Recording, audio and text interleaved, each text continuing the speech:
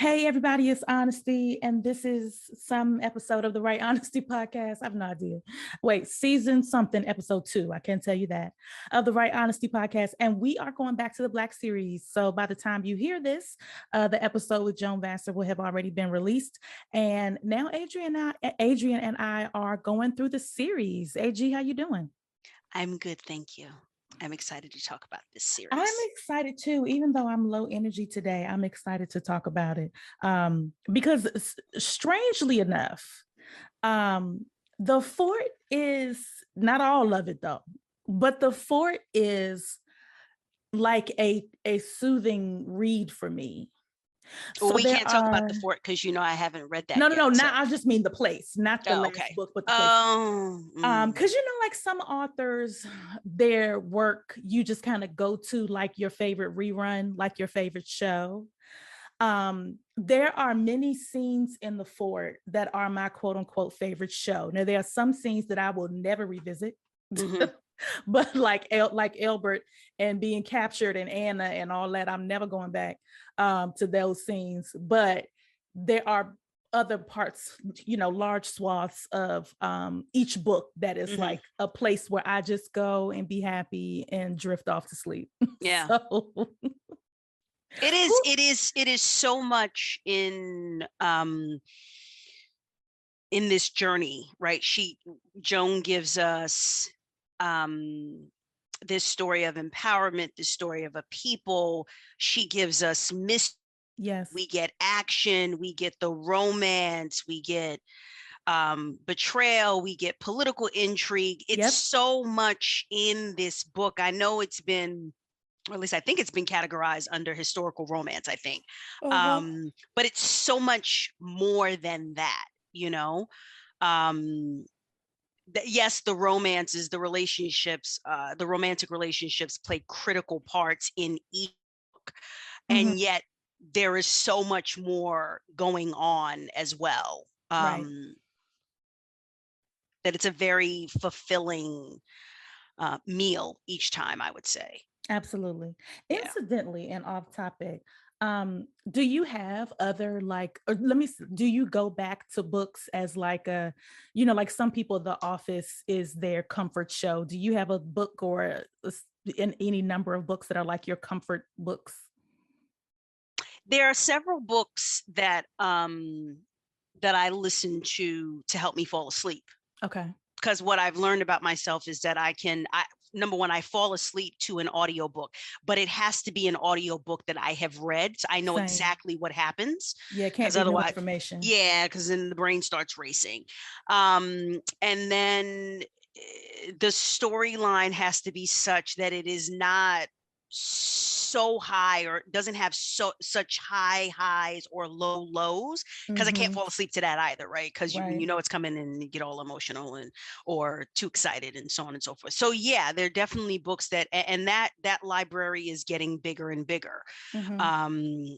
It's been taking trial and error for me to kind of like, I can fall asleep to this. So for example, one of the books that I've been falling asleep to after reading it a number of times is Christina C. Jones's The Reinvention of the Rose.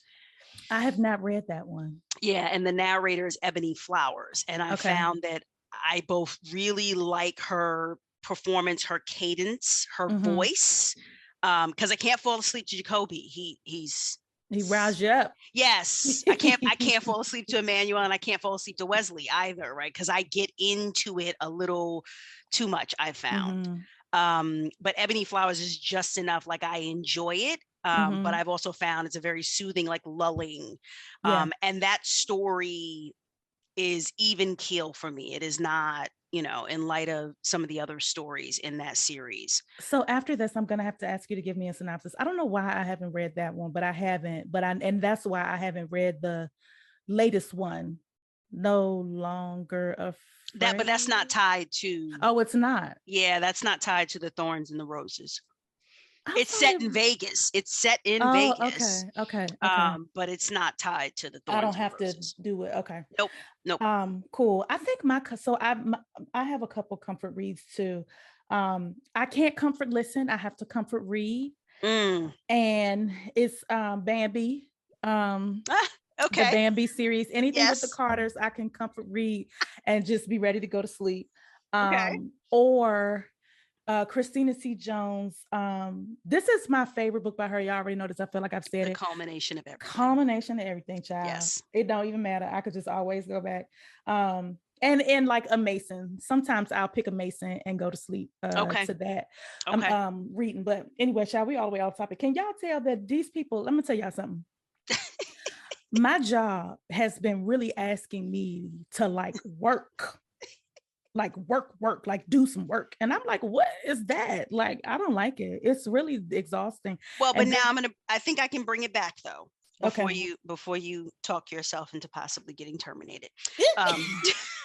Because when we talk about reads that we come back to, the Black series is not a comfort read for me or for you, but it is a series that we have both gone back to several times, right? Yeah.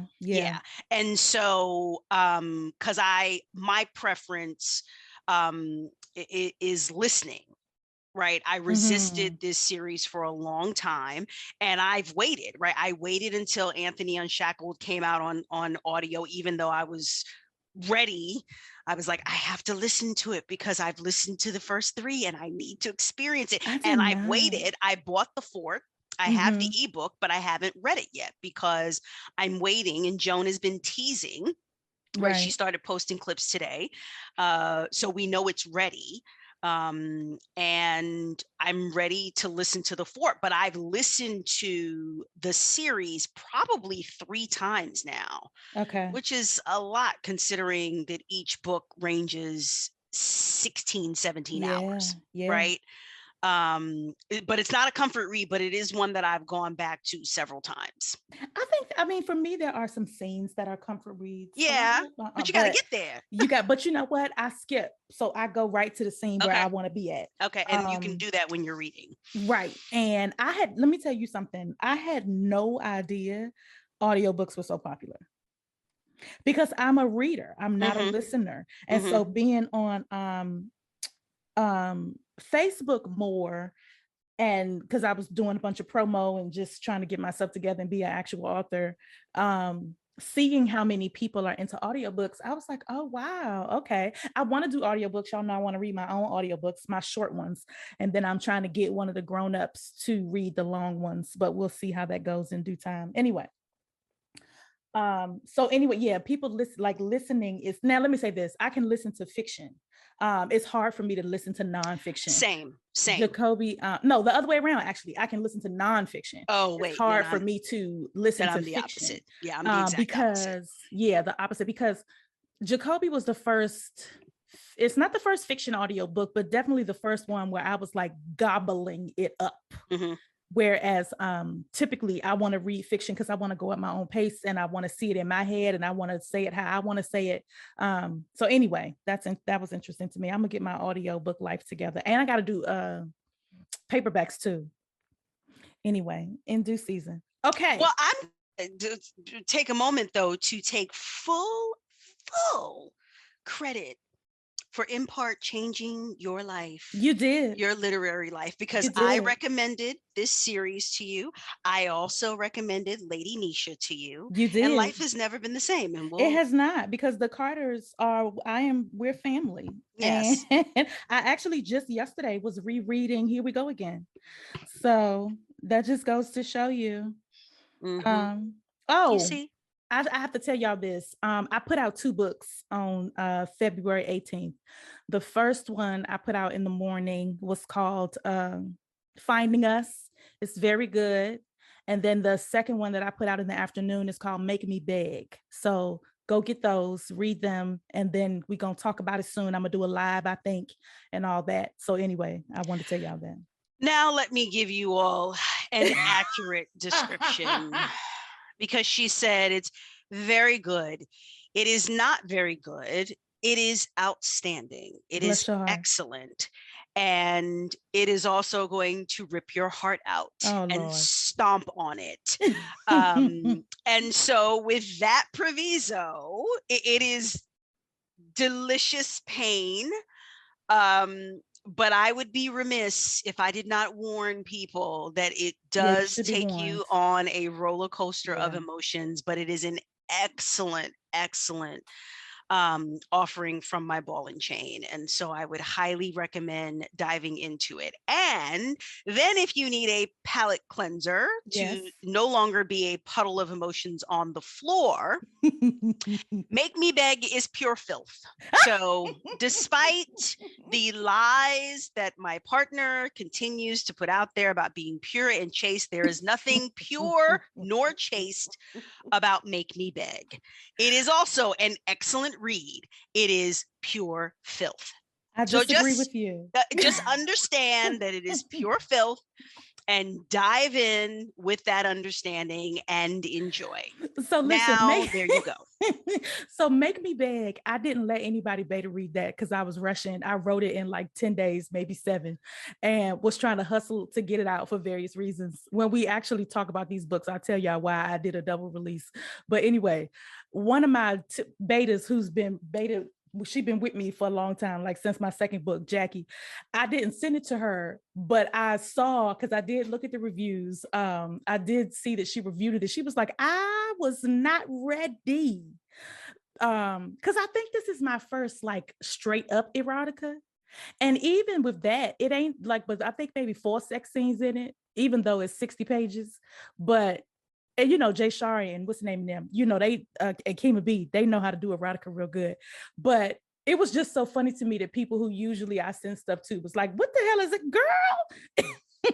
I noticed how you didn't bother mentioning how you sent me Oh, I did a sex scene I with did no send you. warning At at the like 7 o'clock beginning in the morning. at the beginning of a work day, like, oh, can you take a look at this? And I need perspective today. So had the nerve to reach out, crack of dawn on a work day with a last minute emergency request, and it was filth. My bad, homie. I mean, really, really. I did. And because I was trying to figure out, it was the scene, if y'all have read it or when y'all read it, it was the scene at the club where they first start bumping into each other. And I just couldn't tell if it made sense. And I needed somebody else to read it to really tell me, like, is this confusing? And so I was like, hey, read this real quick. I need it today. And then like maybe around noon, a little bit later, AG messaged me back like, you ain't want to warn me? Huh? Pure filth in my inbox, my poor innocent inbox. Anyway, this has nothing to do with the Black series. It doesn't. We're ready. We may have to cut this piece. I'm not cutting none of this out. They just listen. Just fast forward. It'll be all right. Joan, I'm sorry that HP insisted on sullying our discussion with nasty talk. Whatever. Joan know how to be nasty too. If you read any of her books, don't let the smooth taste fool you. Anyway, all right. So we're talking about couples today. So this is the format, guys. We're going to highlight characters and or couples, and then we're going to talk about maybe just the character themselves, our favorite moment with them, maybe a least favorite moment, and if anybody needed to be stabbed in or around that person. So I'm gonna start with Sunday. Well, wait. Because you're assuming that whoever listens to this has already read the entire series. Let me set it up. You're right. Yeah. Okay. So the Black series centers around a character, Nat Turner II. He is the son of Nat Turner. And actually the series begins with you finding that out. He's in his mother's belly, if I'm not mistaken. And the thing that happens to Nat Turner, and a enslaved woman who we know as Big Mama, but I believe her name is Ellen. Yes. In real life. Yes. In the story, she raises him, and he takes his freedom and begins to work. He establishes himself in Canada, and he begins to work the Underground Railroad. He amasses land and a whole cast of characters, friends and family. He also gains some enemies. He purchases, we don't see him do this, but we learn that this is his home, a plot of land that is very large enough to be almost like a very small town or a little hamlet. And it's called the Fort. And there are free, some born free, some who have taken their freedom, men, women, and children. There's a school, there's his home, there's a storehouse, there are barracks, there are stables, there's a blacksmith, like, they doing it, right? And in his travels, he sometimes leaves Canada, goes back to the States because he works the Underground Railroad. So he works with Moses, quote unquote, as she is known, and Frederick Douglass, and who is at Harper's Ferry? John Brown, and all kind of folks make an appearance. So it's a historical fiction, and you get some mix of characters that actually existed in American history, but also some characters that are fabricated. So one thing to know about Black, though, is before he settles down at the fort, and we meet his love interest fairly early on. Before he settles down, he joins, or maybe is adjacent to, this group of men, and surprisingly, one woman called the 18. And then he also has 4 brothers. The 18 also work the Underground Railroad. They go back and forth protecting people and, meting out justice or whatever. But he has brothers. And I think he is the youngest, or somewhere in the middle. It's Albert, James, Otis, and Black. Yes. And then there are some younger men who either he helped to raise, or, they were just kind of taken under his wing, and that would be Anthony, and then there are some others. So he is a larger than life character. During the episode with Joan last week, or whenever you all hear it, you'll know that he represents Black excellence. And he really is a thoughtful, smart, sensitive, compassionate, lethal character. And I'm trying to think, what else should we say before we dive into sort of each person? I think, and I don't know in which order people might hear this, but because I had obviously said it when we spoke with Joan, but I would say I was definitely one of those people who resisted reading this series for a long time, despite a number of women who I respect recommending it in the different book groups, because I was like, reading is how I decompress, and I'm not going to be able to decompress reading about slavery. That's just not, those two things are not going to go together for me. And it was someone who said, I don't remember who the reader was, but it was someone who had posted a perspective, and it might have been during a Joan interview, in fact, where the person said, they had the same reservations, but came to realize that this was not about these men and women living in slavery. It was actually about them living free and thriving in freedom. And so slavery is the backdrop, but it is not about slavery per se. Something along those lines, which, however she phrased it, it was enough for me to say, okay, I'm going to give this a listen. And I was already a fan of Jacoby DM in terms of his narration. And I said, well, I'll try the first book and we'll see what happens. And that's all she wrote, because baby, I was hooked. Yeah. And just had to know what happened next, and what happened, like, immediately blew through the first 3 books that were already, once they, I think Jeremiah, Emancipating James, that might have come after I'd already read the first 2, but regardless, it was like, once I gave it a chance, I was hooked. And so I would just say to anyone they're listening, they've read everything we've already discussed, and maybe they've shared our opinions, maybe they didn't, but we share enough in terms of types of books that we like, that I would say we would not steer you wrong on this. We would not. It is so excellent, and what I would just, the last thing I would say about it is it is a story that we know some of our people had to have written for themselves. It's just we were never taught those stories, right? Because we know that there were Black businesses and slaves that became free and then saved enough to purchase land to start businesses. There were communities. We know these things existed here in the States and also in Canada. We just were not taught these things in the school system, and so the way we know about them is by bits and pieces and snatches now. I think we're learning more now than we ever have known before, simply because more is being made available and the mediums are so vast now for us to learn about our true history in this country. So I would say give it a chance, and especially give it a chance with Jacoby Diem telling you the story, because what he does and how he manages to embody each and every one of these characters, right? Like you are not sitting there like, well, this sounds like Jeremiah. Well, this sounds like everyone has a distinct voice. The women don't sound the same. The men don't sound the same.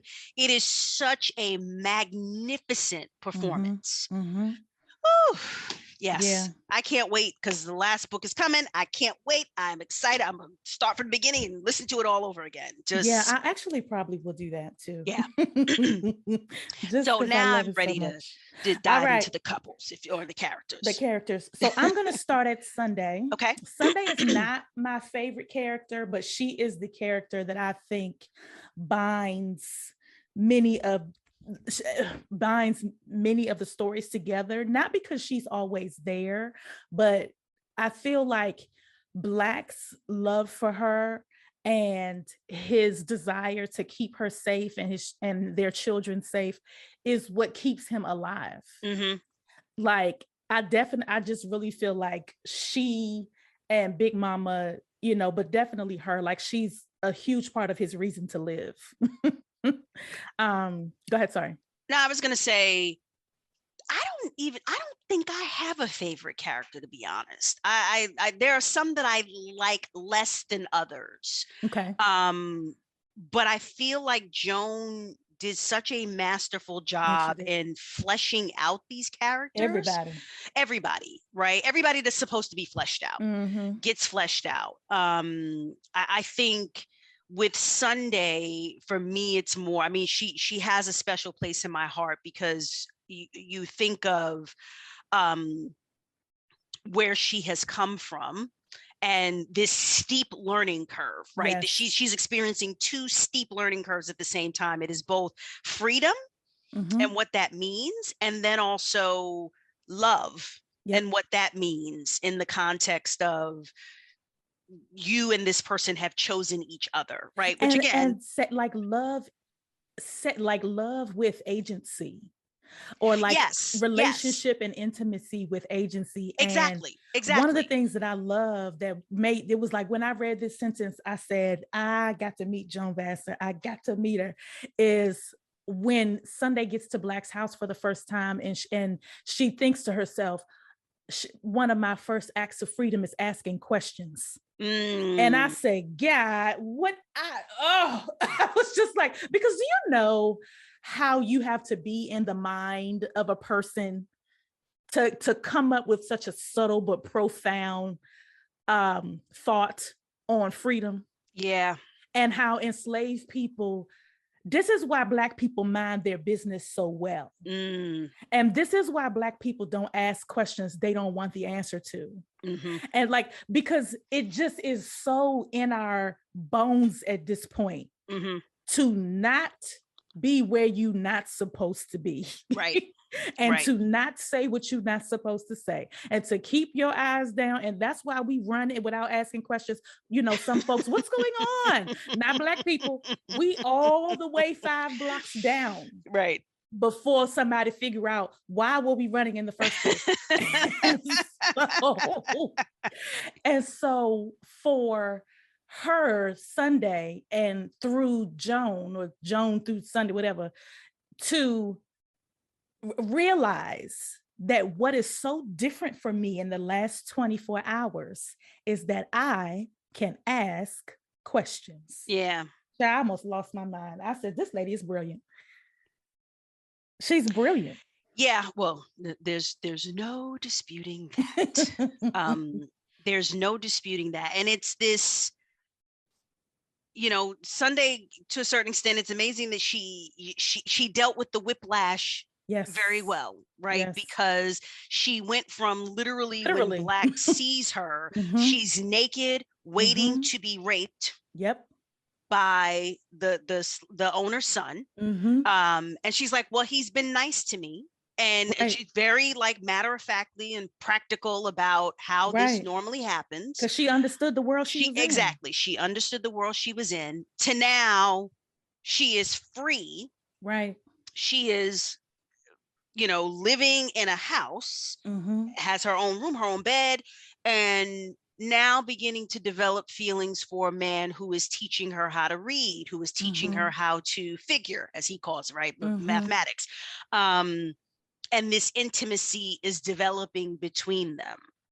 And of course, they have their misunderstanding where Black has a moment, and Joan gave us her perspective on that, and I stand by my thoughts on how he handled that, but also agree. And I loved how Joan had Big Mama be the one to articulate the facts of it, right? Which was they were not in a relationship. They were building intimacy. Right, but they were not in a relationship. But they were not in an actual relationship where they had said, we are going to be together, and this is what that means. Now, we understand neither one of them had the language for that either.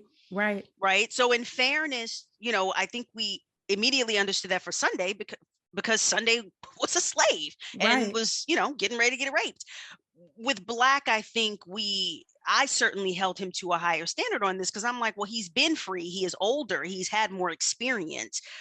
So I did appreciate Joan, reminding us of where he was mentally and emotionally, right? But you know what it reminds me of? Like how now somebody, a woman will have her place, and the man, let me say it this way. I have a good friend who, and they're married, they happy, they got 2 kids, all that. But the way they got together was he came over her house once and he never left. Oh, okay. See, I thought you were going someplace different. I thought you were going to go to the place of, how men and women can be spending lots of time together, doing things together, and the woman's that read. Is where I'm going. Okay, the woman's read on what's happening versus the man's read on what's happening. That's definitely where I'm going. Okay, but I was the circuitous route that I was taking was just that they lived together, and she making food and washing clothes, and he fixing the sink and washing a car and changing the oil and all this. And he meets someone, actually, no, it was a rekindling. He ran into someone that he was already with, and they spent the night together. And he comes home at 5 a.m. and this and this and that, and she, throwing pots and pans at his head, and but he said to her, we never talked about this. We were just going through the motions. Now, yes, we did a hyper fast forward because I most of the way live here, but because he had a place, he just didn't go to his place. He wanted to be around her. But he, ran into an old flame, and the flame flamed. Yes. But it is no different than what we see Black and Sunday do, in the sense that you really do have to have the conversation. Yes. Both parties have to say the words. Yes. And so that we can understand what we are and what we're not doing. Yes. And Sunday had no experience with that. Black had no experience with that. Black, to what Joan was saying last time, was that like it was not his aim to fall in love. It was not his aim to get a woman pregnant. He sought out women who could not get pregnant. He was going to be a rapscallion, running back and forth, taking people to freedom and minding his business and just kind of getting his rocks off when he needed to. Right. But when he saw Sunday, that was it. Yeah. And he was trying to figure it out, and he just fucked up during the figuring. Yes. Yes. And to Sunday's credit, she made him feel it too, Yeah. which was important as well, because it was important that that we as the reader be able to respect Sunday as having backbone, right? And Right. Sunday definitely there She is made no him pay a little question bit. about that, right? Mm-hmm. There's no question about that. But I think also in terms of the dynamic between her and Black, if they were going to be a couple, we needed to see Sunday stand on her own 2 feet as a woman in relationship with this man, not Yeah. just I'm married to the almighty Black, and Right. I bow to him like everybody else does. And that Mm-hmm. was brilliantly done as well. And it was because it was done in a way where I believed it. Yep. Right. Yep. Yep. It Yep. was Yep. Yep. not, I wasn't sitting there like, oh, come on now. Like, you got to be kidding me. Right. It was done in a way where I absolutely believed it. It wasn't so much super speed, and it did involve Sunday getting her feelings hurt, not just by what Black did, but then also with Big Mama just being like, Mm-hmm. listen, okay, be Right. clear, right? Mm-hmm. Because if y'all weren't in a relationship, he didn't do anything wrong. And Right. so Sunday needed to understand, it's like, if you want to hold him accountable, be clear on what you're holding him accountable for. Mm-hmm. And then going forward, make sure y'all are on the same page. Right. Yes. And I thought her, like you're saying, her speech or her advice to Sunday was well timed and well put, and good Yes. advice for everybody. Yes. Yes. Because even when she cries, and she comes back and she says, I cried in front of him, and Big Mama said, the point is not for you to hide your pain, it's for you to show it. Yes. Like, Yes. he needs to understand what he's done. And by you pretending like you strong and you don't give a shit, fuck them niggas. You know what I'm saying? Right. Like, right. That's not going to get you what you want. So you need to, be honest and authentic in your experience. So my favorite Sunday moment is actually a tie between her kidnapping Schultz and the period, the time when Black comes back, and Big Mama and Iris and Sunday is in the kitchen, and Iris said, where you gonna take your bath? And Sunday said he can take it in his room because I moved. Yep. Yep. And so they kind of have a battle of wills where he's saying, are you threatening me? And she kind of goes off on him, and it's like, I don't know why you would be threatened by anybody like me, so they really have, like, you see her grow up. Yes. In the heart, or as a result of the heartbreak, because she wasn't any naive. She was an enslaved woman. There was a whole lot that she had seen and been through. Right. But as it related to love with agency and intimacy as a choice, she had some things to learn. And I think we all do. It just really reminds me of, like, even Thaddeus and Lily, or like the whole idea of, I know how to do a lot of things, but this thing is brand new to me. Yes. Yes. I have no idea what I'm doing. And so many of us fuck it up before we could get started good, because just love and intimacy are such foreign concepts. Yep. Even at this big age. Yep. What about you? Do you have a favorite Sunday moment? No, I would say that those two were my favorite as well, for the exact reasons that you said, right? I liked her standing up for herself. Again, that was important, right? It was important that she not just fold because he was back, and he was back safe, and she takes the conversation with Big Mama, and now she blames herself and says, well, now it's all my fault, it was all in my head, so now I'm not gonna give him any problems. Like, she stood up for herself. And then when she pulls the gun on Schultz and she kidnaps him, that was, the bell has been rung, and Sunday showed up. Right. That's when you find out what you are made of. And Sunday was like, wartime, peacetime. Exactly. Wartime and peacetime. And so I loved that for her, because I wasn't expecting that. I was like, oh, me okay. either. All right, Sunday, okay. Right. And considering that there were men that she could have instructed to do that. Yes. But she did it herself, because the bell was rung, and it was time to show up and do what needed to be done. Yep. And so, alongside this magnificent king named Black, we were given, and he was given, a queen that is Yes. absolutely his equal. She may Yes. not have been his equal when they first met. Mm-hmm. Um, she had everything she needed within her to be his equal, but then needed certain experiences to purify her, right? And like To refine. to refine her into the gem that we Mm-hmm. always knew she was. But she learned quick. She did. She absolutely did. And if I had to, as I sit here and reflecting, Big Mama is probably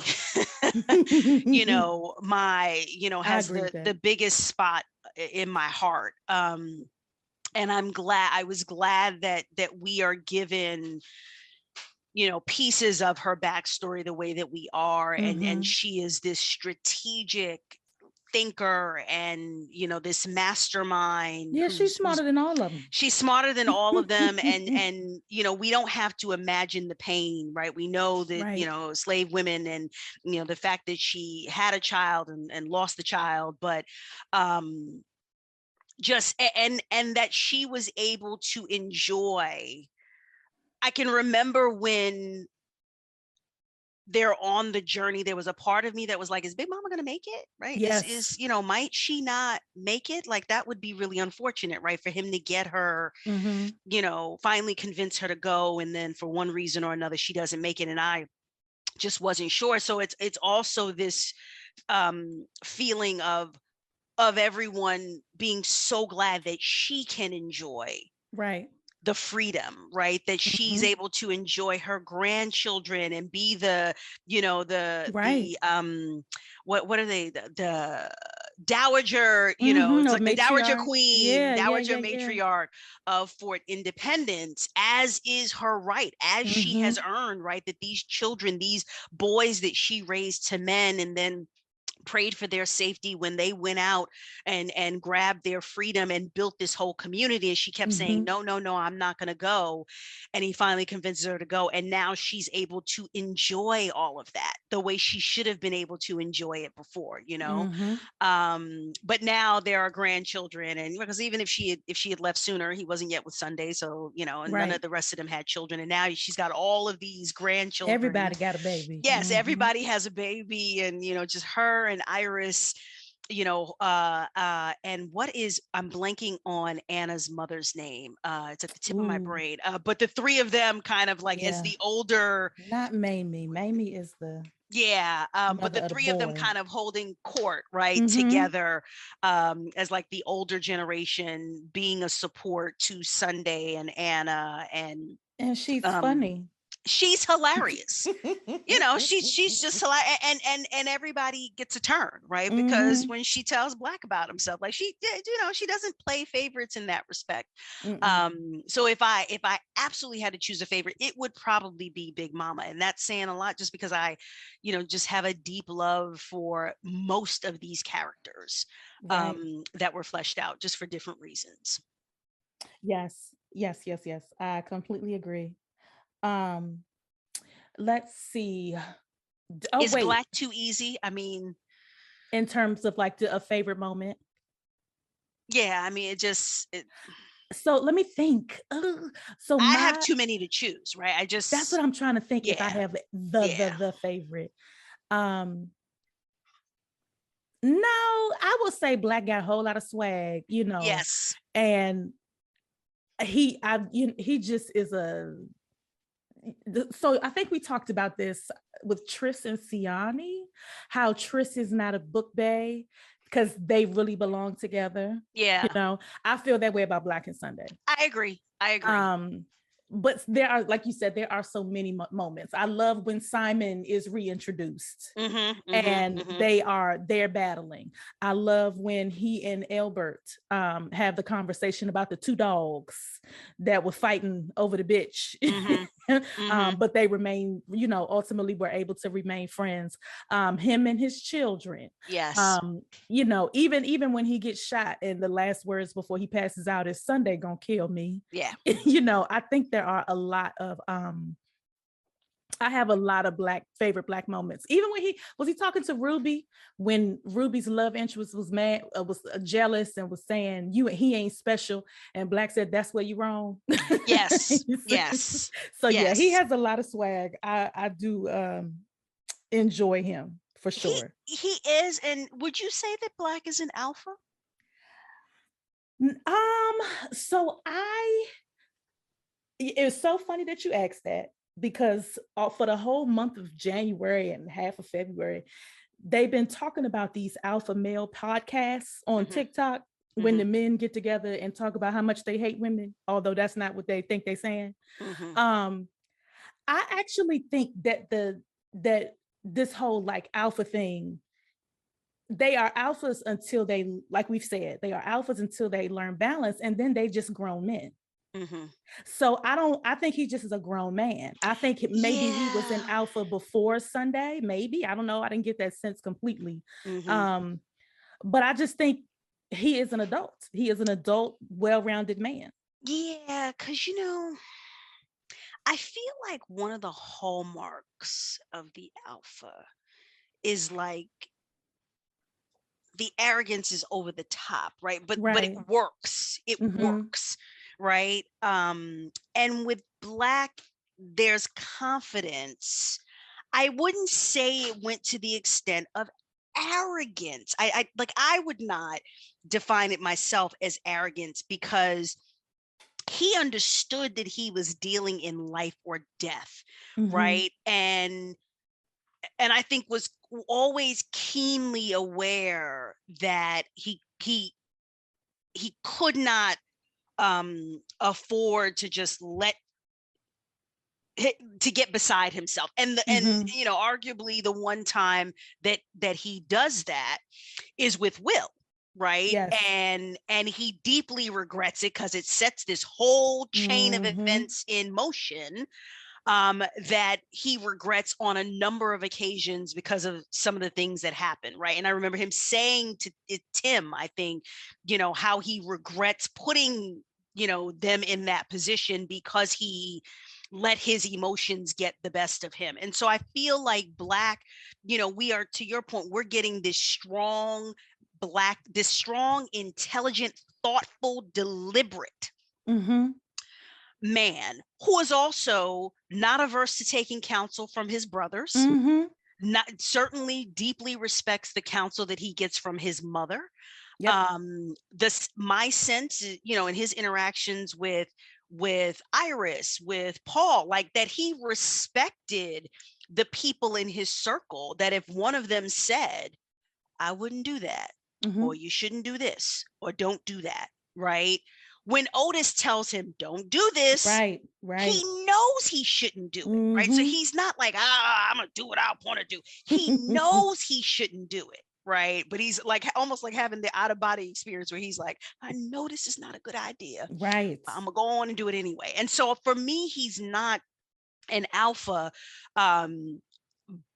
He is all that I would want a man in his position to be. He is all that I would want a leader. Like I would follow Black, right? And to me, that's a higher compliment, because some of these alphas, and we've had this conversation, right, where you're like reading and you're like, this works because it's fiction, because otherwise right, you I'm not about to throw this man away, because this is too much for me. Right. And that was not my feeling towards Black. My feeling was, I would follow you, yes, to freedom, yes. So yeah, I think maybe that's why it's almost too easy, right? Because Black is like, and we'll talk about this more. Like I think King from the Bambi series is a good example of someone who, I would say King is still an alpha even after Bambi, but not, because he gets, even in his balance with her, quote unquote, like, let me say it this way, King never finds balance. He just is in love with Bambi. Right. But he's still cussing people out. He's still a spoiled brat. He still wants what he wants. Yes. So he's an example of someone that even when they find their match, they still in the chaotic alpha space, but just not reckless. I think he's less reckless, but he's still in that space. Yes, agreed. Agreed. But Anna's mother's name is Cora. I had to look Cora. it up. Okay. Thank you for that, Miss Cora. So Iris, Miss Cora, and Big Mama kind of convening as the, the older women in the circle. Yes, and I loved Iris's story, being from elsewhere in the diaspora and coming over. And it's funny, I actually did not, to your point that you made earlier about us just not knowing a whole lot about these things until we get older and know how to read and go and learn in the library, whatever. Sad to say. So I grew up in the chocolate city. Like, it was chocolate city. It was not now like it's latte city now, but I grew up with Marion Barry and DC in the 90s and the 80s. And, it was DC. When I got to Howard, and I'm a big age, I understood. Let me tell y'all something. I understood that Black people went to Canada. I understood that. It did not occur to me that they were still there until I got to Howard University. And the Canadian contingent was present. And I was like, wait a minute, what? Yeah. Obviously Black people come from all over everywhere to go to Howard University, but I was like, oh, y'all never left. Like, it did not occur to me. And how, in DC, you're going to have people in North and South Carolina. In Chicago, you're going to have people from Mississippi and Alabama. It's just, certain parts of Texas, you're going to have people in California. It's just how the Great Migration and Reconstruction went. But to hear how many people from the islands and other parts of the US ended up in Canada, and this is second, third, and fourth generation Canadian, I was like, yeah, damn, I guess well, because it's when we think about and kind of going to the point, I'm a born and raised New Yorker, right? And so when Joan educated on, in the context of these books, right, how New York at one point, which then made me dig elsewhere and say, because one thing, and we talked about this with Joan, the amount of research, the attention to detail is a masterclass, right? Joan really put in the work to give us these details about this story.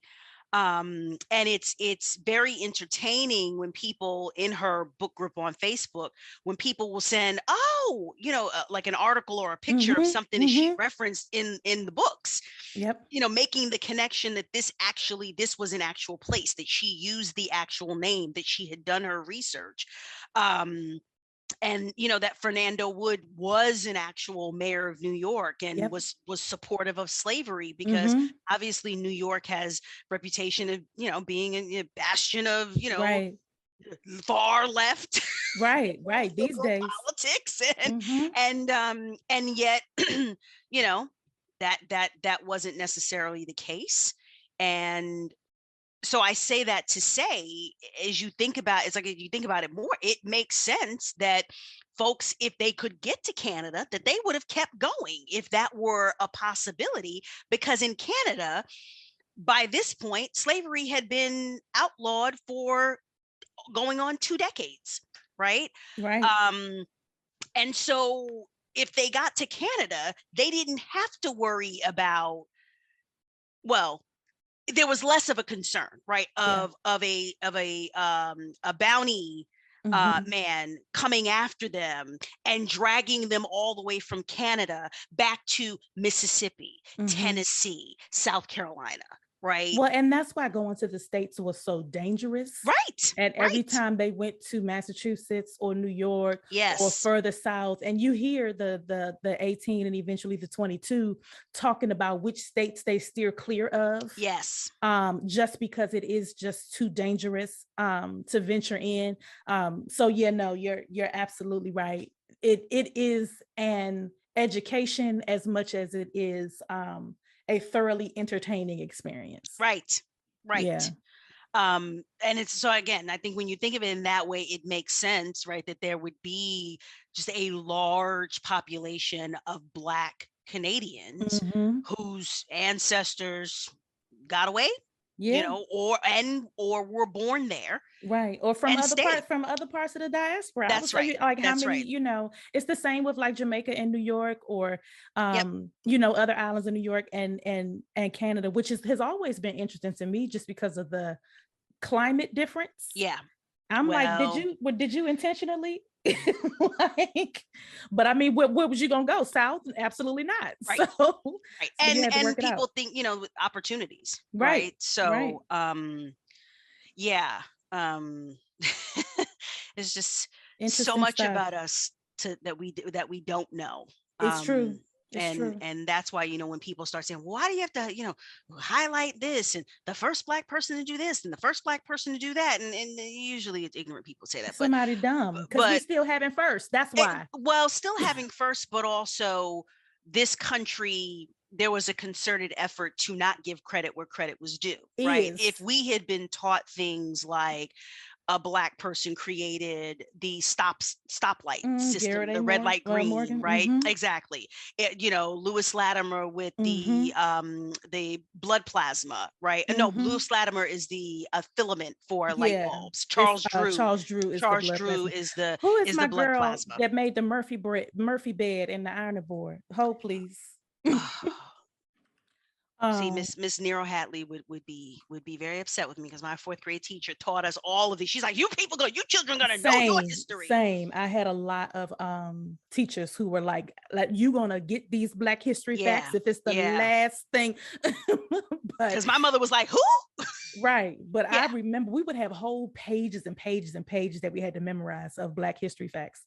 Anyway, I'll find it. But or that it was a Black woman that created technically the first menstrual pad. yes, right? Yes. The Hidden Figures women. It's Yep. all of that. And it's like, well, if the story had not been told such that all the things that we enjoy, all of the inventions, that a Black man is responsible for the air conditioning unit. Like, yep, Sarah Boone in the ironing board. There we go.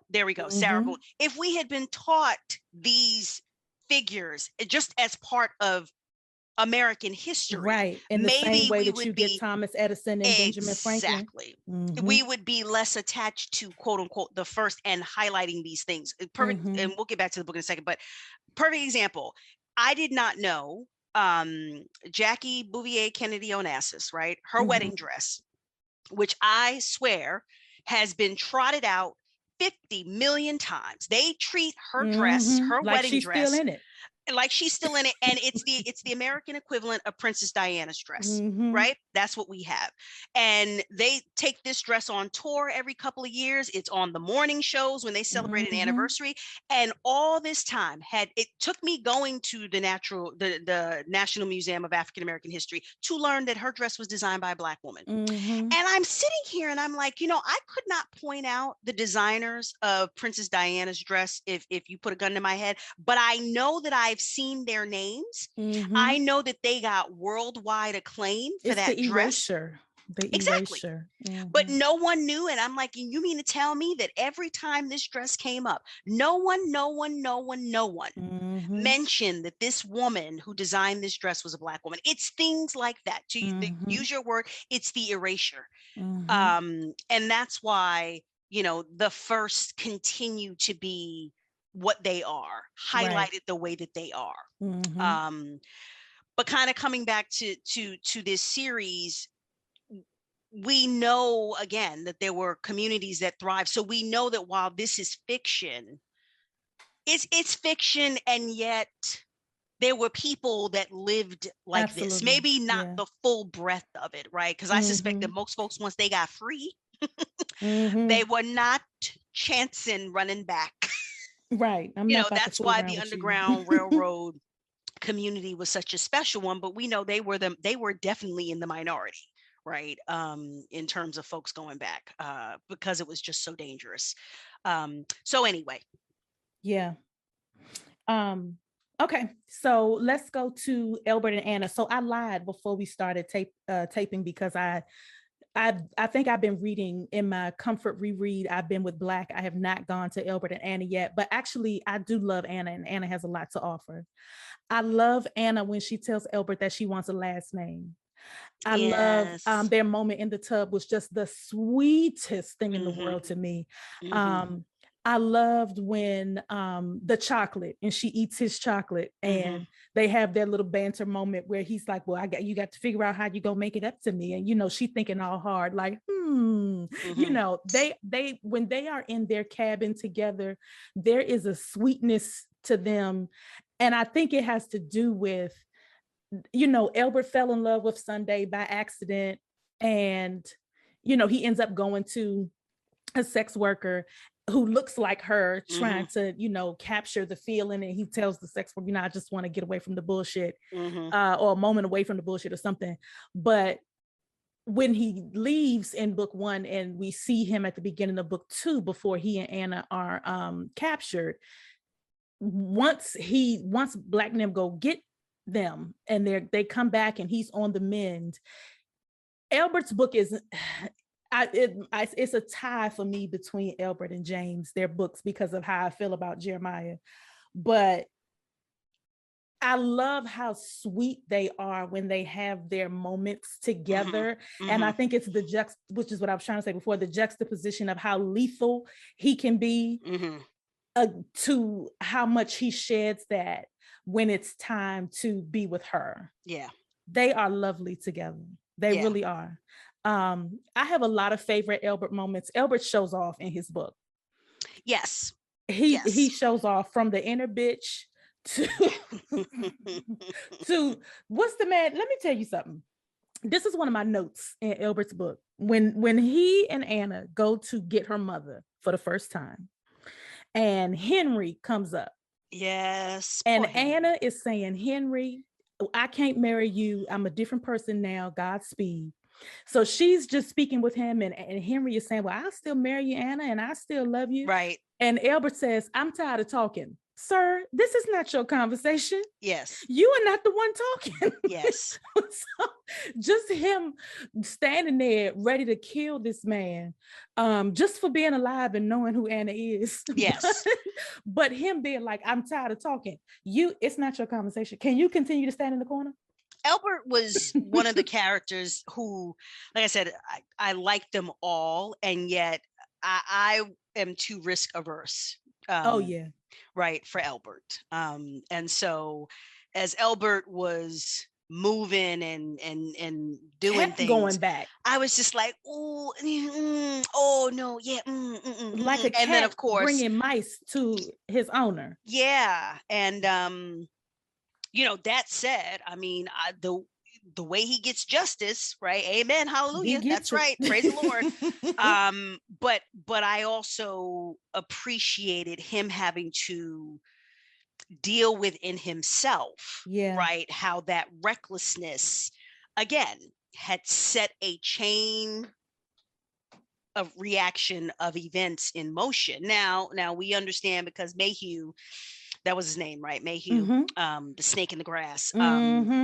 And yet Albert saying to himself, if I had been on my game instead of so busy trying to finesse with Anna, I would have been more aware of what was going on. I wouldn't have gone by myself, right? And then him also thinking to himself, if I had not been so fueled by anger, I would have been more thoughtful in some other decisions that might not have resulted. Yeah, right. And other people losing their lives. And so, because I think you need an Albert on your squad. Yeah. But you also need, I think it's dangerous when the leader is Albert, right? Which I think is, when I think about kind of the parallel between him and Simon, maybe a little bit. And Black just being like, well, okay, I'm moving in a different direction, and we know that Tim was part of the breach and whatnot, but also Simon was more reckless, right? And Black saying, I can't be that way. Like we've built a community, right? We have families, we have people that we are responsible to, so it can't just be fueled by rage and anger and blood, and just do what needs to be done. And I think Simon took all comers. Where Black would look for allies where he could find them. Yes. Simon was like, nah. Yes, and my point is that it's important to have an Elbert. But that's Yeah, also why I think it takes all kinds. Yeah. you need a Black who is thoughtful about it if that person's going to be the leader, because just kind of leading with brute force, right? And it's not that Elbert was not intelligent; he was also very intelligent. He just ain't had no patience for like we gonna think about it. He's right. like, but let's he just get it grows done. to that. He does grow to that. No. I mean in the fort. So I'm interested in what you think in the fort, because some things happen. So we'll talk about the fort once you read it. Okay. I think we see some evolution of that by virtue of what has happened, right? But there was a lot of blood involved. And like I said, innocent people who lost their lives. And not all of that was at his feet, but they were part of the chain reaction that he set in motion. So I love their story. And I thought to myself, the horror, right? Like it's hard for us to even get our minds around being born into slavery. Right. But when that's all you know, that's all you know. The notion of being free and being captured and just like, I mean, it's 12 years a slave, right? The horror of that, and knowing that that was a reality for Blacks as well, right? And you think to yourself, God, in spite of that, there were these communities and neighborhoods where Blacks, again, they worked, they owned businesses, they owned homes, or they were renting and whatnot. But still, Massachusetts, another very liberal state, but back then, right, still fair game to get snatched right off the street. Yep. And she says, I'm a different person. I didn't understand the world, but I get it now. Oh yeah. And how could you not? Also, right. And when she gets to the fort, especially once her mom is there, and she's like, I'm not leaving. Yeah. And we see her, one thing that's something about all of the men of the main characters, the men of the main characters of the fort, is they all have feisty women. Yes. So, and even Anna, in her sweet way, he tries to tell her, well, your mom is at Black's house and something is at Black's house, and so we going. And she's like, I'll see you when you get back, love. Yep. This idea that she cannot be bullied by him at all. And we see that so much in Jeremiah and Callie. Sorry, go ahead. And when I was also going to just piggyback off of that statement, because I'm glad that Joan did that, because that made a lot of sense and felt very realistic too, right? Yeah. Despite her being free again, she is in this closed community where everybody looks like her again, but even safer than Beacon Hill. She has her mother and her man there with her. That doesn't erase the trauma, right? That doesn't erase the mental and emotional scars of what had happened to her. And I'm glad that Joan did that, because look, would we have sat there and read it, and if Anna had been okay, would we have been like, okay, probably would have been like, oh, all right, she bounced back, God bless her. But I think her not immediately bouncing back and having to be like really coaxed and into leaving their cabin and leaving, this very special, trusted, protected space that she felt she had created for herself, with him in the cabin, that was real. That was real. It was a reminder that yes, they got the happy ending, but there's scars there that need to heal. And she's got to be able to, she's got to have the space and the leeway to do that, as opposed to it's like, well, we're in the fort now, you safe, girl. Drop those shackles. It's not that simple. It's not that simple. It's not that simple. It's not that simple at all. Okay, so let's go to Jeremiah and wait, do you want to do Otis, Mary, and Tilly first? Yes, let's talk about that. Yeah, Otis broke my heart. Broke my heart. I was not expecting that. Me either. When it happened, I was like, oh, is Joan Vassar like George R.R. Martin with Game of Thrones, where like no one is safe? No one is safe. Should I start preparing for like another, what I consider to be main character catching a hot one and dying? Right, Like, is that right. how she's rolling out? So I had, and she reinforced that with what she did to Fanny, of course. Because even though Fanny wasn't a main character, we talked about that with Joan, right? The expectation was not that Fanny was going to get murdered, and you know. So Otis, I was like, oh, wow. Because even though he didn't have a ton of speaking parts, it was clear that Otis was a very important character. So I assumed we were going to see more from him. I assumed we were going to hear and see more, because it was clear we were being shown that Otis was he was his partner, right? Because at this point, James and Albert do not live in the fort. Right, they're not there. They're not there. So Otis is his right-hand man. And I was like, oh, she done killed his right-hand man. Like, is no one safe? What is happening? I know.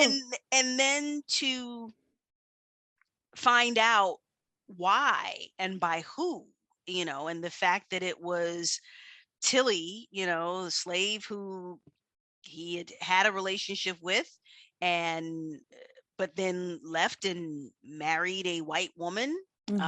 And then, you know, as we talked about, I don't know if it's in the recording or not, or if it's before you started recording, but Joan clarified, at least for me, you said you always understood it that way, but I didn't realize that Otis's reference to being unfaithful to Mary occurred with Tilly.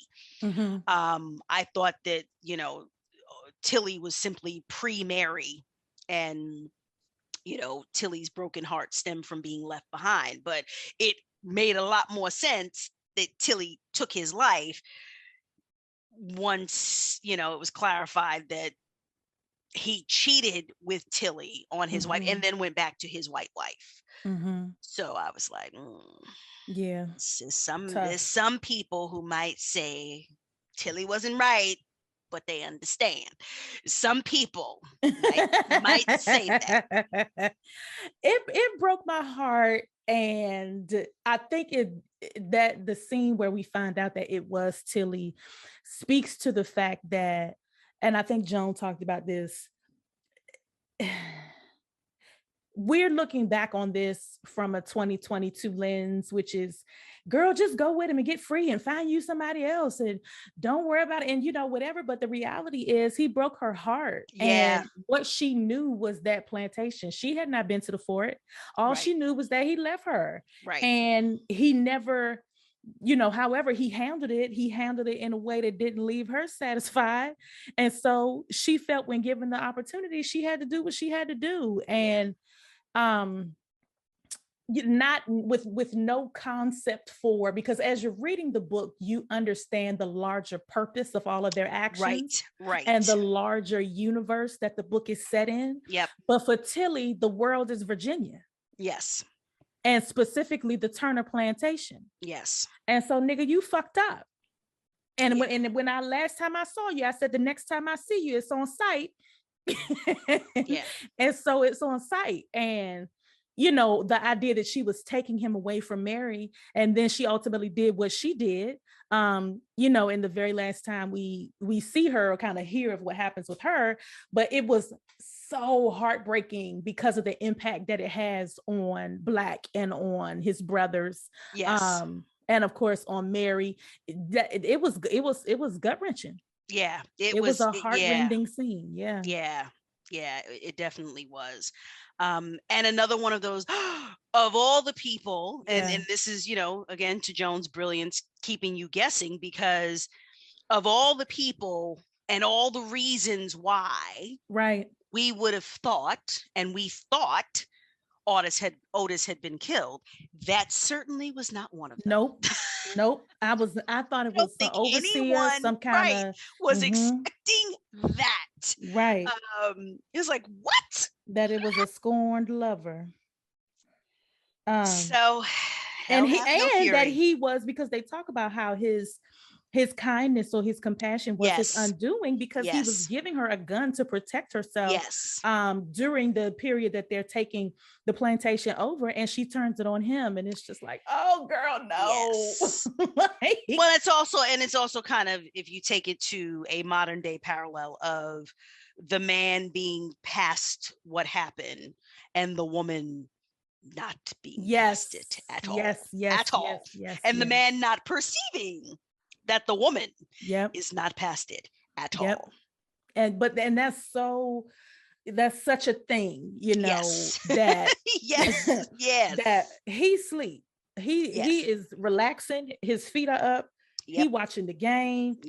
And she's seething. And on, and however many days and weeks end up going by without anything being said, but she is still very much in her feelings about it all, and usually rightly so. Okay, so I'm gonna put one more roadblock in place. Should we go to Morgan Simon or go to Jeremiah Callie? Why do you keep skipping James? And why am I blanking on his woman's name? Because he don't come. Because James and Jeremiah in the same. No, actually, James is after Jeremiah. It's happening at the same time. What you mean? James and Abigail is after James and Abigail. That's her name. I kept wanting to call it. And I'm like, I know it's an A name, but it's not. Now he gets shot in Albert's book. Yes. But oh wait, I see what you're saying. That him and Abigail. Yes, that's their relationship in blossoms at the same time that they dealing with Callie. Okay, yeah. See, you see, the man's name is on the book, and you just want to jump to Jeremiah. I do, because that's my favorite character in the book. I love James. I appreciate, especially how Jacoby does his voice. Good Lord. I love James, but Jeremiah is it for me. Can we give James and Abigail? Can we just? Yes, let us. Clearly, you just want to roll over him. Joan done killed his woman, a potential woman. And you know what? I think that's part of the reason why. Because in my heart, he belongs with Fanny, and Abigail is here, but she ain't his first love. Shame. Well, Fanny was not his first love either. Yes, she was. No, actually, if you want to get technical, arguably Rose. Well, you're right about that. Now, I can't take that from you. So you're right about that. He did, because Rose's husband was jealous that he wasn't the only man willing to kill for her. You're right about it. All right. So let's go to James. What you want to say about James? I just, more than anything, it was what Joan does to us, right? Because she hurts him twice. She hurts him twice. This poor man. 3, 4, 9 times. Rose, Fanny, shot in the face, get kidnapped. Shit. Oh man. He just goes through it. I'm like, the light-skinned one is, it's like, if for anyone who ever thought that being light-skinned and an easier life, Joan Vassar's like, no ma'am, no sir. And you know why she did it? Because Joan is a brown girl. Like, not on my watch. Solidarity for the brown girls. But this, I love that. And look, we won't retread, because I think Joan just described her, when she laid out her reasoning and the thought process of what she does to James. It is just, it's diabolically brilliant. But again, keeping you on your toes, right? So go into the book, and at the beginning, with Black and Otis, right? You assume that Otis is right hand, and Otis is gonna be in this book, and then she kills him. And then, end of Albert's book, James has this moment with Fanny, and so you're like, okay, some because we've been given too many crumbs. Something's gonna happen. Well, something happens, all right. And he's just like, oh my gosh, as you try to recover. And this story of he and Jeremiah, these two speeding trains headed for each other, and knowing that this inevitable confrontation is going to be explosive, and one if not both of them, I was certainly thinking to myself, one if not both of them is going to die from this, because there's now so much hatred and animosity, and there's no way. Mm-hmm. So I assumed Jeremiah would be the one that dies. But I loved that as James is navigating all of these, the physical healing, and also he has the moment, and it wasn't really romantic, but it was intimate. The woman that sewed his face up, and Yeah. in Pennsylvania, Mm-hmm. and when they have that, she cares for him, much to the husband's chagrin, and then when they have the moment where they come back, right, and they get her and the husband and the family to safety, right, when they move the second time, right, they kind of not go with them, but they do leave with them, if I'm not mistaken, right. So James is having all of these moments and experiences with women that are just, they're like heartrending. Mm-hmm. They are She really puts him heartrending. through it. Yeah, she really, it's like, as I sit here and I talk through it, I'm getting more and more upset on James's behalf, because James is having some just really emotional A lot, because experiences. even then he comes back and the baby, and then little Otis stays with him, and then Jeremiah show up and want the baby back. It's just like, Jesus Christ. It's a lot, right? It's Yeah. carrying the guilt of getting the woman killed, and right, and as you say, they take little Otis, it's Fanny, right? Mm-hmm. It's a lot going on with James, and yet, the beauty of it is seeing him navigate these waters, and what begins to develop between him and Abigail so beautifully. And Abigail doesn't get a ton of screen time, Mm-hmm. but I love that Abigail was older, right? That Abigail assumed that her childbearing years were like way in the distant past, that she was Mm-hmm. just used up, and who would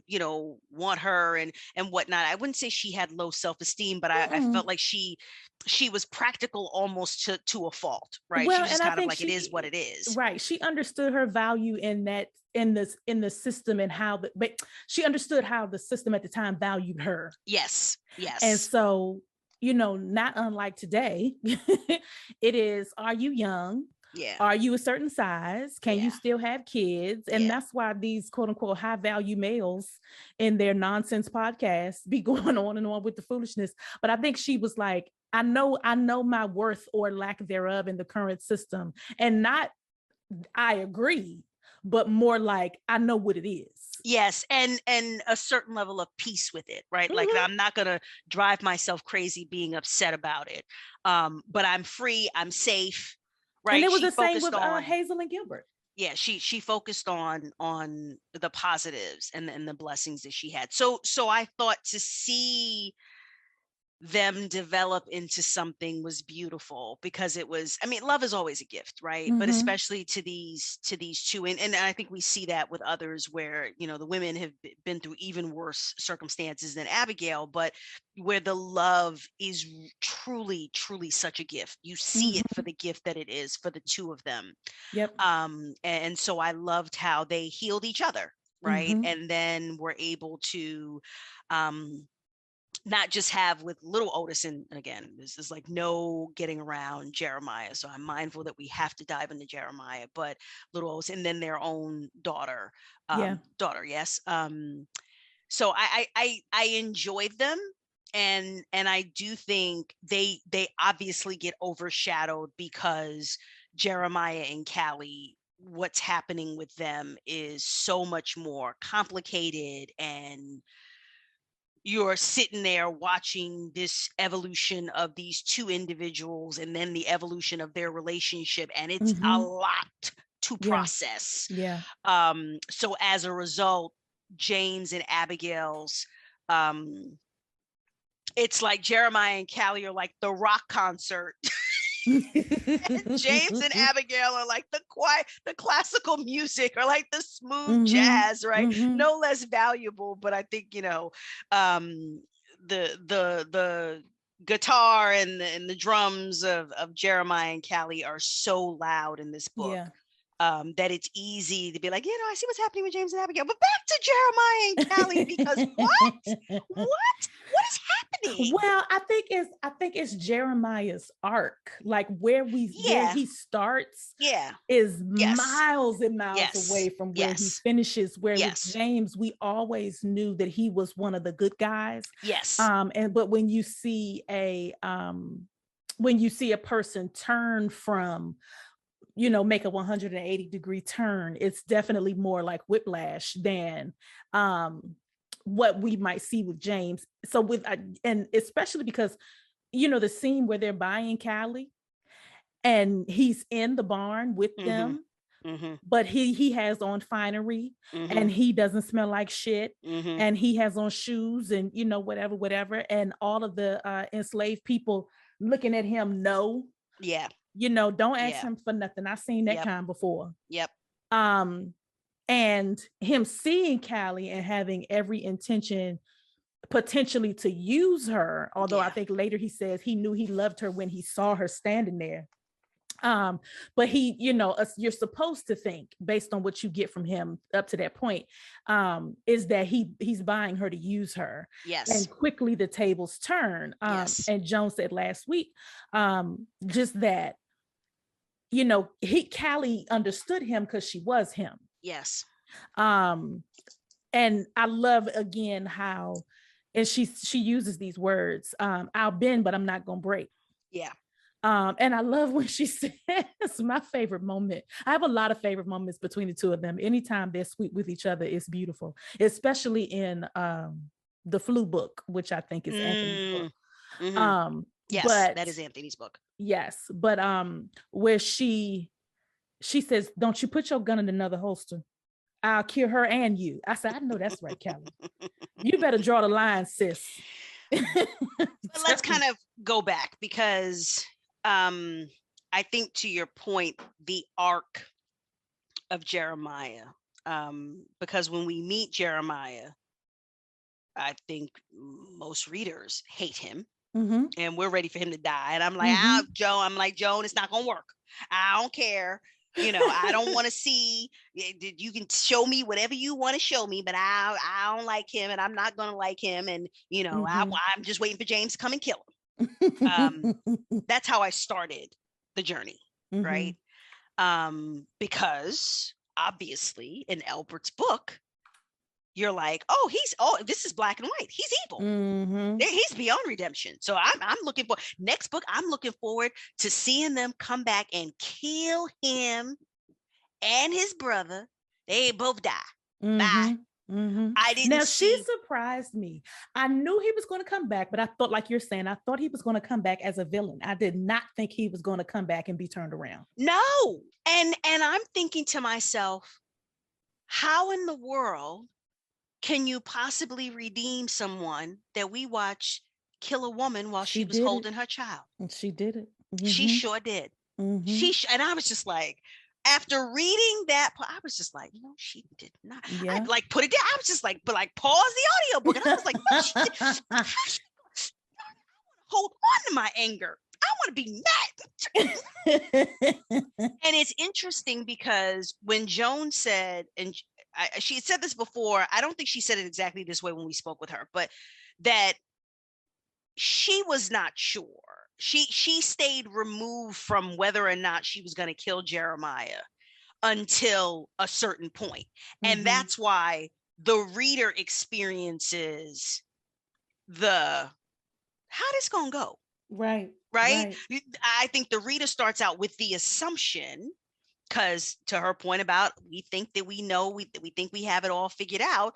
I am sure that most readers came to that book assuming this is going to be about them killing this Jeremiah man and his brother, and getting revenge, right? Getting revenge. I thought that they were going to make it all the way to the fort wreaking havoc. Yeah, because I wasn't had the means. Yeah, I wasn't sure which way in terms of would they be going north or would it be them going south. But I was like, this Jeremiah man gonna catch it. He's gonna and I look forward to seeing it because I hated him. And instead, and we start right, and I'm still just like, he done bought this one. Black cracker. You just and he's mean to I'm blanking on who we find out is his grandmother's name. Oh, Um, give me a minute. and he and Sonny have this, And hate Eva, what's the relationship. And mama Eva, name? yeah, I'm blanking on, because I feel I'm gonna like it's get something it. with an E too. Mm-hmm. But and I'm sorry, she's the fourth member of the Crow, Yes, yes, the yes, Crow yes, yes. Circle. She's the fourth member. Even though she kind of stays, but she enjoys spending time with Big Mama and Iris and Cora. Mm-hmm. But and instead, Ella. Joan start Ella. I Mm-hmm. knew it was another E. Ella, Miss Ella. Um, Instead, Joan starts giving us this situation with Callie Mm-hmm. and Jeremiah beginning to, as he starts learning from Callie about his mother and his father. And I'm like, what is Joan doing? I want to know his humanity, right? I was like almost like kicking and screaming, like, no, I said I was going to hate this man. This man shot a woman while she was holding her child. Like he's the devil. And yet here we are Mm-hmm. with Joan just making you get to know this man beyond his actions, which were deplorable. Right. And now we're getting, when it starts getting thick, I'm like, oh, I Mm-hmm. don't, oh, now she pregnant. Oh, I don't want them. Do they have to kill him now? I'm like, do they have to kill him? Like, that's the, and I love Joan, but I, hate what that did, because I was just like, no, I don't want to. I was decided in my feelings Right, right. How about dare this you? person. How Mm-hmm. dare she? Where now I'm like biting my nails, like, oh, are they gonna kill him? And then when I figured out, right, that he was little Otis's dad, and I'm like, oh Yes. Lord, I'm Maya, you Maya. what's gonna happen here? And I'm like, how are they going to make this work? How is this going to Mm-hmm. be okay? And this, I like, emancipating James is such a masterpiece Oh because of yeah. that, right? Oh yeah. Because geez, I mean, and that's saying a lot considering that The whole every book series, is right? a masterpiece. But like what she did with Jeremiah and Callie, um, but Jeremiah more than anyone else is just because as a reader, I don't know how you may not love Jeremiah when it's done, and I get that. Mm-hmm. But as a reader, I don't know how anyone could have held on to a stone heart towards him. Yeah. And when you think about the things that he had done, Mm-hmm. when he's reflecting on how he hadn't been cruel to his grandmother, but he hadn't been kind to her. Mm-hmm. That's his grandmother and his Mm-hmm. uncle. He didn't know. And he didn't know. Mm-hmm.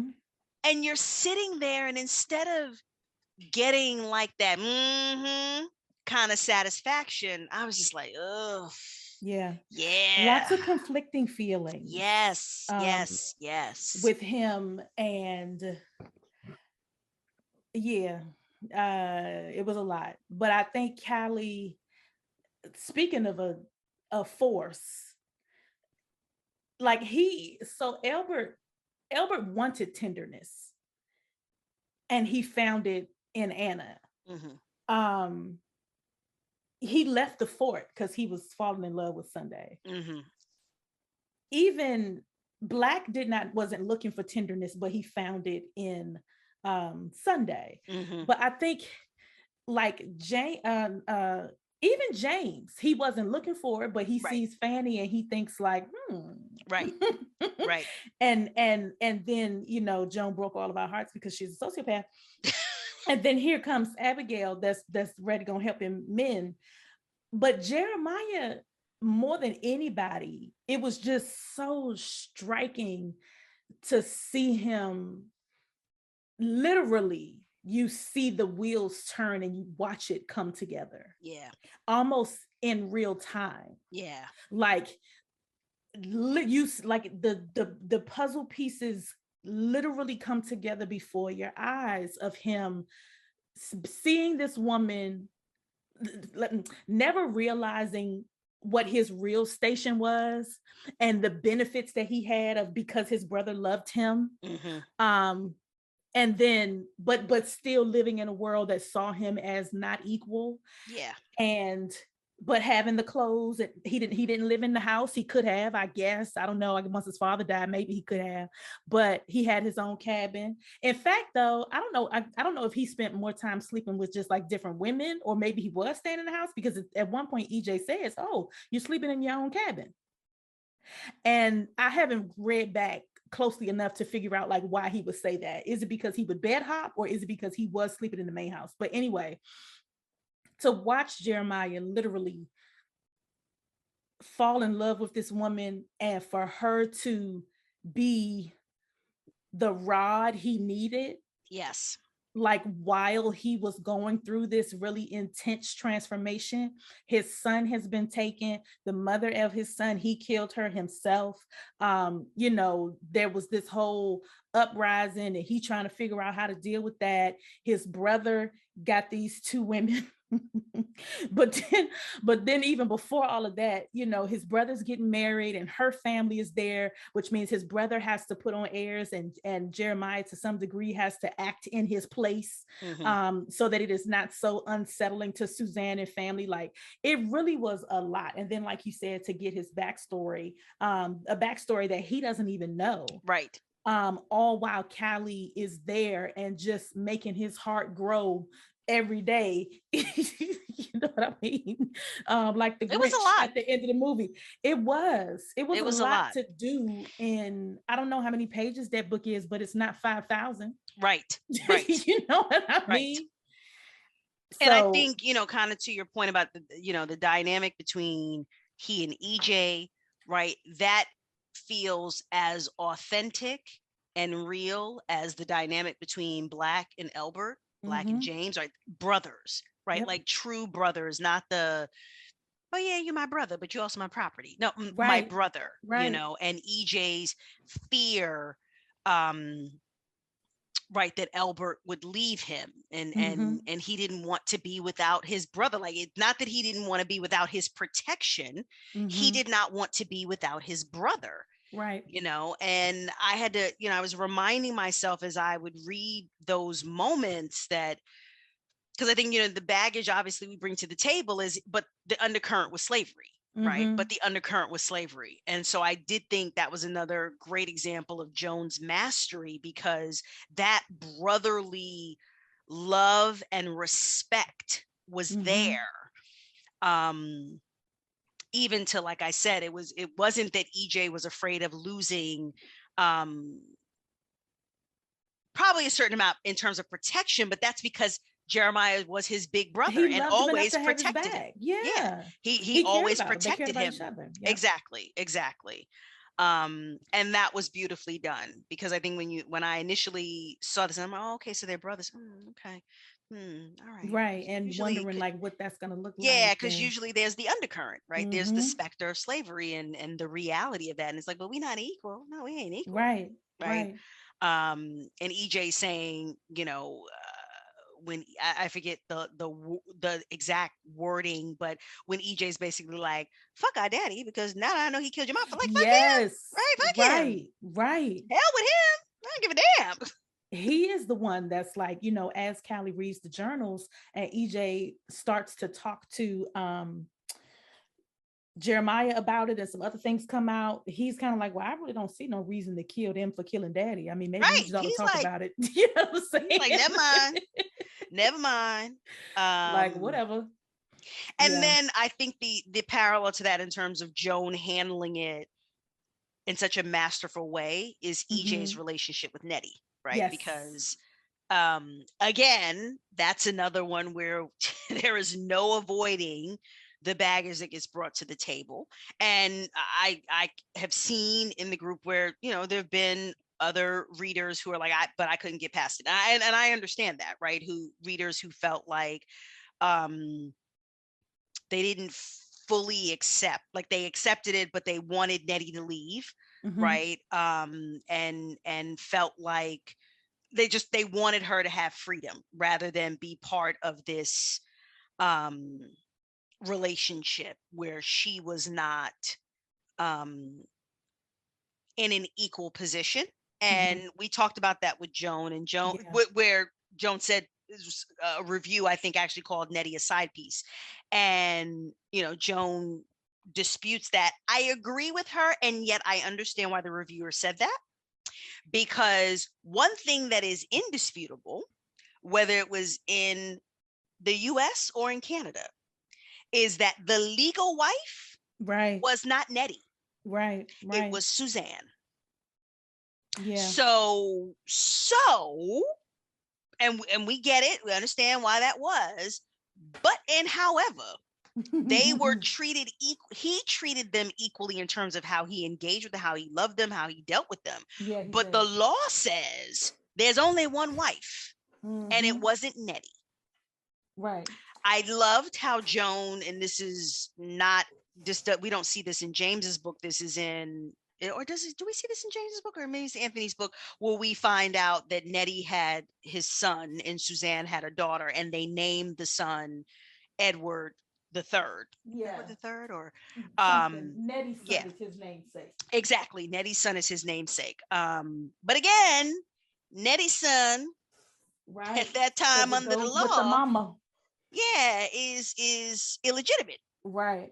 Not only illegitimate, but if he took that boy back to the U.S., he could claim him as his slave, because it was the matrilineage that determined if you were an enslaved person or not. Yeah. So I understood, as I thought about it after Joan said it, and I thought about after our conversation, I understood why there were people who were left less than satisfied because of what we bring to the table when we read about relationships between slave masters and enslaved women.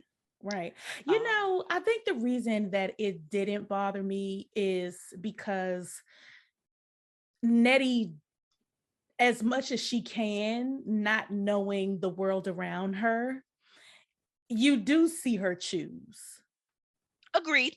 And once they get to the fort, I think she could have felt comfortable choosing even more. Agreed. But but her choice is to stay with them. But she could have said, now that I've been here for a year or two and these kids is walking around, I'm gonna go ahead and go. But they do develop they become a family, the three of them and their children, in a way that does give her some agency. I don't know. Go ahead. It was the prospect of losing him. It's when he gets shot. Is he shot or sick? Yeah. Did he gets shot. He got shot. It was when he got shot. Yeah. And they nursed him back to health. And so that to me seemed to be the turning point, right? Where it was, I think I agree with you. Nettie is placed in a position where she is part of now the majority once they get to the fort. So if there were fears about, well, what will happen to me, even if she didn't believe Black and the others when they say, well, you'll be safe. Right. You can come with us. We'll take care of you. You'll be safe. With all due respect, I don't know you from a hole in the wall. I know of you, but I don't know you. And so I can understand there being just still fear of the unknown there. Right. But then they get to the fort and she's experiencing that. But then the turning point was when he gets shot and they are faced with the fear that he may not survive. And I felt like that was when Nettie, and I don't think it necessarily happened on the page. At the end of James' book. Yeah. Yes. I don't think it happened on the page where we see Nettie saying, I have decided necessarily. Or did we? Does she say that? She says she's going to stay with. So when he first starts to get well, she says, I'm going to go. Yes. And then they both kind of beg her. And Suzanne is like, we can help each other with the children. And he's like, I'm changing for you. Whatever you need me to do, I'm going to do it. Because I want you in my life. And what he wanted was for them to get along. He did not want to give up one or the other because he did love both. Right. But I think, and maybe that is what maybe sticks in folks' craw, that it seems like he gets to have his cake and eat it too. But to me, the women choose each other and he just happens to be there. and that's why I think I'm just tying it so much to when he gets shot, because I felt like they set aside, it's like they had to quote unquote set aside their stuff, but then it evolved even beyond that, right? And they went from not just being like begrudging allies to actually seeing the value of having the other one in the picture. But I never fully, for myself, fully accepted him all the way loving Suzanne, because I was just like, I don't believe in divided hearts, sir. Okay, you married her out of obligation, and you liked her, and she was pretty, and she was congenial and all of that good and he stuff. was supposed to marry a white woman. Yes, and so I understood all of that, but I was like, now we done jump to love, and I have a problem with that, because even when she was holding out, right, and she was sleeping with her mother after things happened, and so I was just kind of like, sir. Yeah. I don't know. I wanted Suzanne. Suzanne to suffer. Sorry, that's just me. I wanted her to stay uncomfortable. I didn't want Suzanne uncomfortable, and that's just me being petty on behalf of the ancestors. Yeah, I get it. So I delighted in the fact that Nettie was the one that gave him his firstborn son. So, all right. Oh, we getting to the end of the list, kind of. Morgan and Simon. That dynamic is just. I love Morgan them. is just woo. I love them. Morgan is just, I loved how. So I liked Lou because of his caregiver abilities with Molly, and how he leaves the group and he takes care of her and is very attuned to and aware of, like, I want this woman, even though I know that there are things that women are supposed to give me that she's not going to be able to give me, but I still want her. I liked Simon because he was like the most egalitarian in terms of like the roles, or maybe not egalitarian, maybe I'll call him a womanist in terms of the roles of between men and women, that he held no. And, they comment on it. And I don't know if it's the fort or somewhere else where they comment on him having no issue with women leading. And I think it's one of them times where all the women are in Black study and they ignoring him and planning things and getting things together. And Simon just going along with it because he know that women have brains and they can be in charge. Yes. But the rest of the men is trying to figure out, well, who we going to listen to? Because the women, what I mean? But I just like that he understood that Morgan had different abilities, and that was okay. Yes. I thought it gave Simon a level of depth. Yes. That his wife was also this real badass, right? Like not just super intelligent, but badass, that she was one of the 18. Like, yes. So in terms of physical ability, was treated as an equal. And I thought that gave Simon, that made me look at Simon like, okay, because up to that point, I'm looking at Simon and I'm, based on what Black is reflecting on about Simon and the conversation surrounding Simon, it's like, okay, well, all right, we'll see how this Simon person is. He's managed to not get himself killed, but it sounds like it's been by happenstance. I don't know. And so the scar and just looking ferocious. And so this was one of those, Morgan, him having the intelligence to choose and to be able to pull a woman like Morgan made me look at Simon like, oh, okay. Okay. He ain't no dummy. Yeah. And I think the word I was looking for was egalitarianism, because how like in Christianity, there's complementarianism and egalitarianism. So complementarianism is that, men and women have different roles, but they're both important, and it's just that the man gets to be in charge. Whereas the egalitarianism is like, no, we can all do it. Everybody do what they're supposed to do. Everybody clean up after themselves, or what I'm saying, or if we are going to decide on roles, it's because we decided, not because we think God made us this way. And he definitely was one that, like I said, was just like, oh no, I'm with that. You know what I mean? Like, you don't have to be nothing other than who you are. And I'm still interested. which I think is forward thinking probably for that time, depending. Yeah. Because I think women had to be badasses just to survive. Agreed. But I think she made, because her occupation was what it was, and that she, you know, dressed like a man for her own safety probably, and for everybody else's. But I just enjoyed that they had that dynamic to their relationship. Yeah, and I also thought it was sweet that, and I liked that it was Simon was the one that wanted a family, right? Mm-hmm. That was pressing the issue, because Morgan was like, "What? No, right, right? What you talking about? We don't live nowhere, sir. Right. Where we gonna have a kid?" Because that was another one of those where you're like, how is this going to, and how does this work out where we don't have this dissension, right, or resentment, on the part of this Simon person? How does that, without him being emasculated? Right.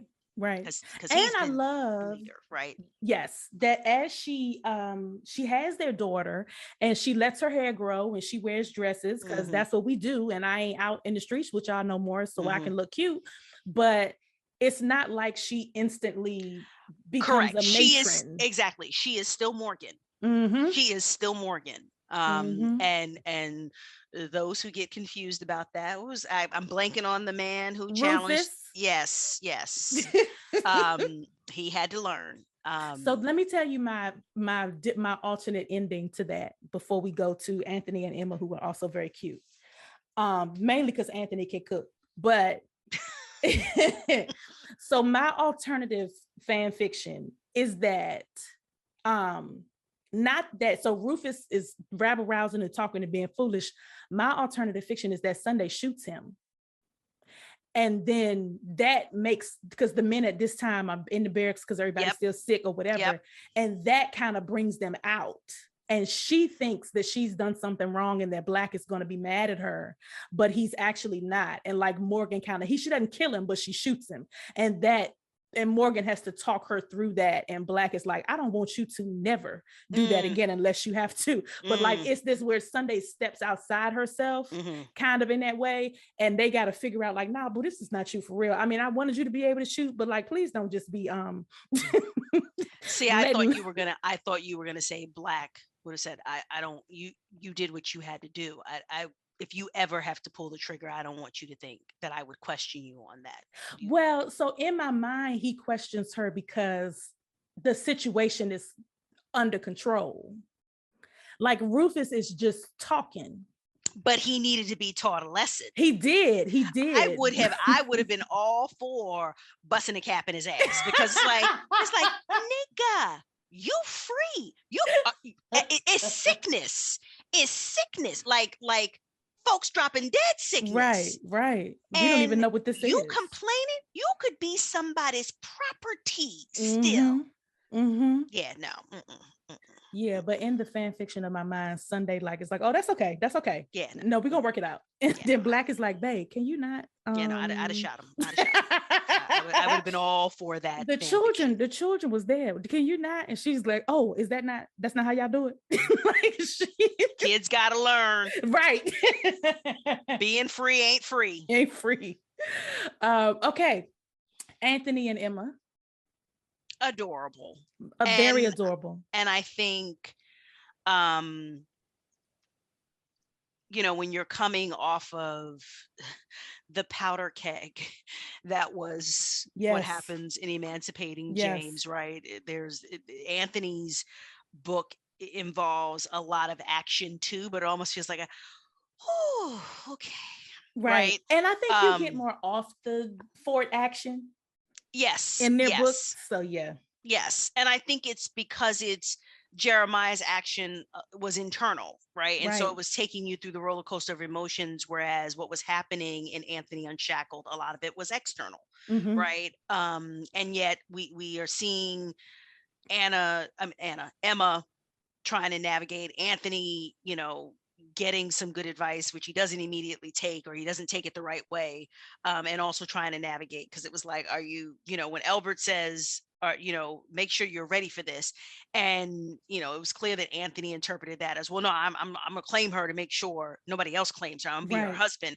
But he didn't fully understand what Albert was saying, right? He didn't Right. fully understand, you know, uh, the depth of the responsibility. Mm-hmm. And so watching him kind of bumble along the way with that, with Emma. But I was glad that she had Molly, right? Yes, and their friendship And was beautiful. it was a beautiful friendship. And as we discussed with Joan, I was very sad about Alice, who's having a different Yes. journey and a different experience, and it doesn't, that just goes differently.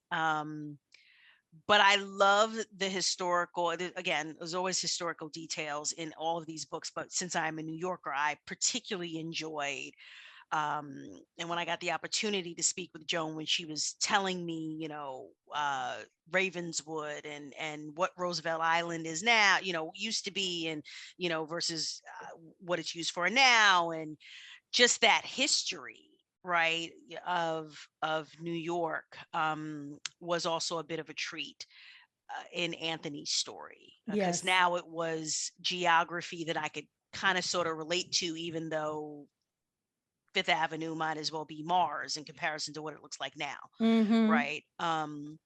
And learning the tidbits, like Joan shared when we spoke with her, that the orphanage did exist, right? And it was Mm-hmm. open, well into the into early 20th century, right? Because when did she said it closed, in like the 1930s, 40s maybe or 30s or 1940s. 40s, something. So those were little treats for me, that I think other people have experienced in other books, because they have certain ties to geography that gets mentioned in other books. Because I've seen other people say, oh, my people are from this Right. part of Virginia, right, or Mm-hmm. this part of South Carolina, and so I went and I looked it up.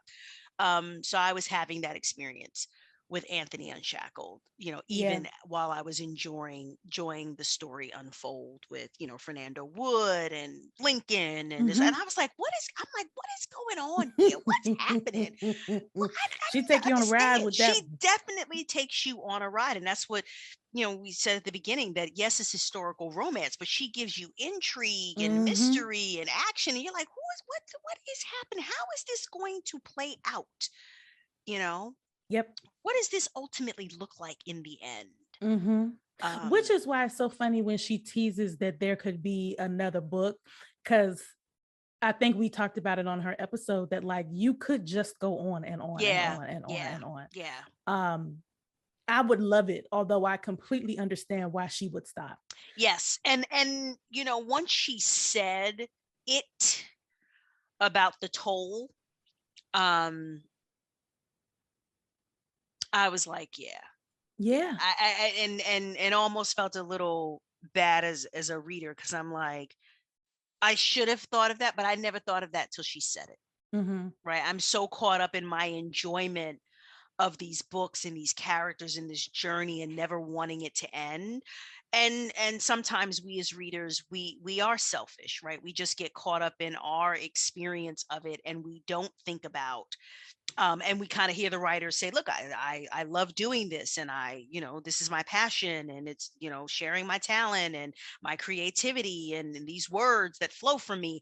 And so we hear all of that, and because authors don't complain, Joan has never, right, and Mm-hmm. she wasn't complaining when we spoke to her. It's just, but when she said there's a cost, Mm-hmm. there's a cost for that, right, it did make me take a step back, to say, yeah, that makes sense, right? Because it would be amazing if she put all of this together and didn't have any mental, emotional Right.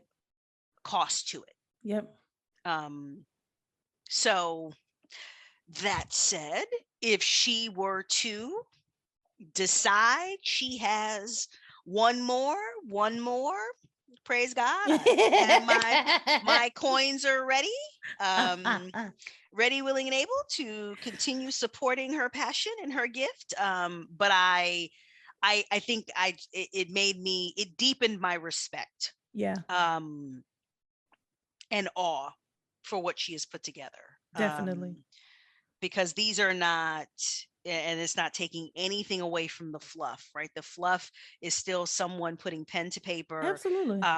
and putting their talent out there to share. But this is a different level of, I would imagine, mental, emotional, physical expenditure of energy.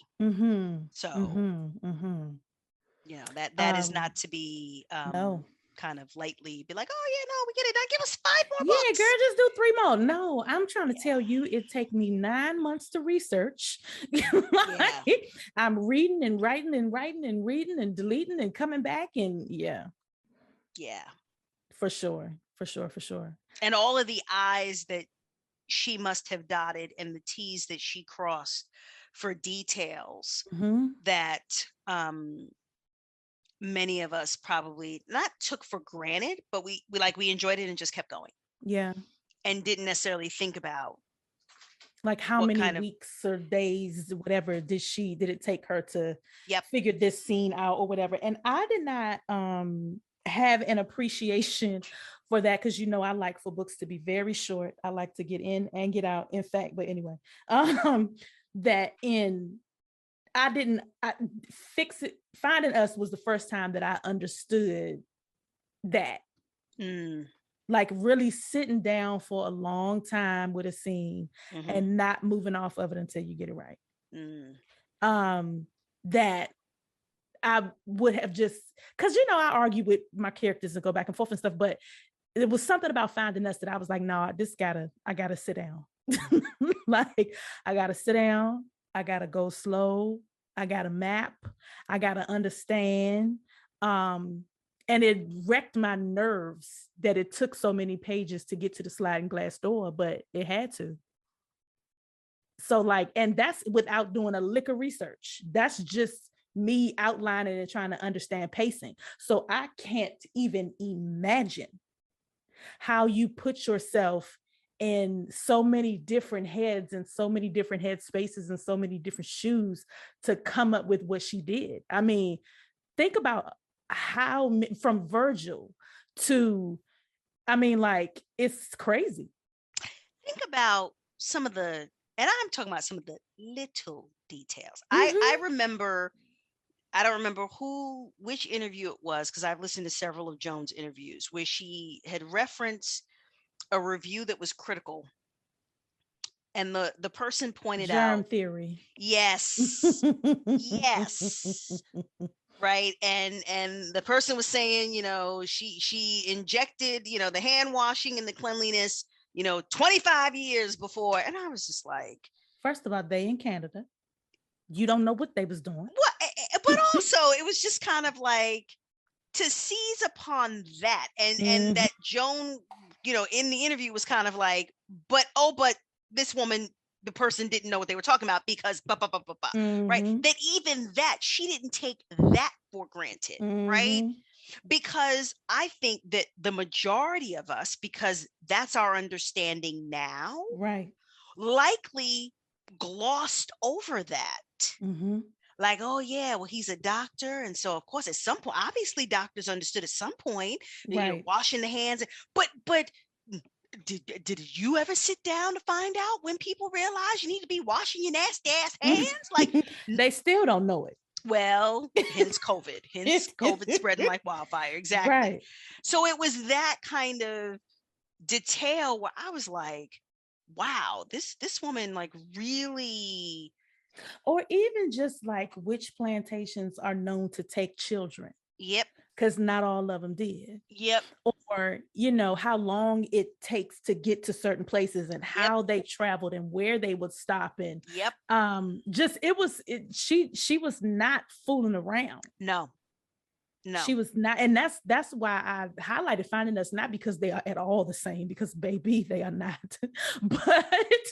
but that little piece of a corner of work is why I am so in awe of what she's done in 5 books and probably, like, I don't know, 3,000 pages, 2,500, 3,000 pages. Like, it's a masterwork. Well, they are the same in some instances. the way that you and Joan rip out hearts and stomp on Oh, them and okay. dance and delight in people's tears and How do we misery. get There here? are definitely some parallels. If you'd like me to continue thinking about the parallels in terms of the Well, mental and emotional abuse that you and Joan inflicted, at least Joan has given sweet relief. You ma'am, cannot say the same. I'm Well, working you every took us day. here. You took us here. So you decided to take us here. So I decided to meet you where you were. You ready to go someplace else? Okay. uh, Okay. you're rude. That's what I'll say. Ah. Let us move on. Okay, let's see. I think we hit everybody. Mary finds love again in Schultz. Yes. Tim and Sarah move to the fort. Mm-hmm. So do Virgil and his lover, his Skipping life ahead. partner, I haven't read that husband. yet, but that's okay. Oh, you're right. You don't know that yet. I Sorry. don't care about spoilers. I don't care. I Okay. don't care. That's fine with me because I Um, just, you know. yeah. But I'm interested in you reading the fort. And after you read it, we're going to do an episode. We'll come back and talk about the fort. We may even That's have Joan fine. back and talk about the whole series. That's right, because hopefully it's coming very shortly since, as I Yeah, said, she's she's supposed, like you teasing us with the said. clips. So Yeah, I don't think there's anybody else. We didn't do stabbed. I mean, obviously all the slave owners need to be just viciously and horrifically murdered. Black did need a little pinprick over Camille, and I was 100% with Flossie in her assessment. And then of course the Smith who got his, Mayhew who got his. yes, You know, there were a yes. couple folks who came around and weren't doing what they should do, and so they met an appropriate fate. But for the most part, people act how they're supposed to act. Yeah, and the folks who needed to be stabbed, they got theirs. They often got theirs Mm-hmm. in very deliciously satisfying ways. Um, you know, Will, right? Obviously, the bounty hunters. So yeah, I definitely Fernando Wood. I Yeah, felt like justice was absolutely dispensed. I was quite satisfied. And I was like, for sure, yes, yes. for sure. So that's it. Okay, yeah. Do you have anything else you want to say about this series? No, just it's amazing, which I think, I really do hope folks will consider giving it a chance, because I firmly believe that more people than not, when they give it a read or a listen, and I think particularly let Jacoby just draw you in Yeah, and because just, he does a masterwork for sure. oh He's my not playing. goodness, just embrace it and let it carry you away. But that's it. All right, everyone. I was actually looking through the book to see if there was like anything that we hadn't talked about, but I'm sure when I post it in the fort, folks will tell us and we can cover it when we come back to do the Yep. final book. That's it. All right. Well, thank y'all for listening. AG, I hope you have a wonderful rest of your day. You too, darling.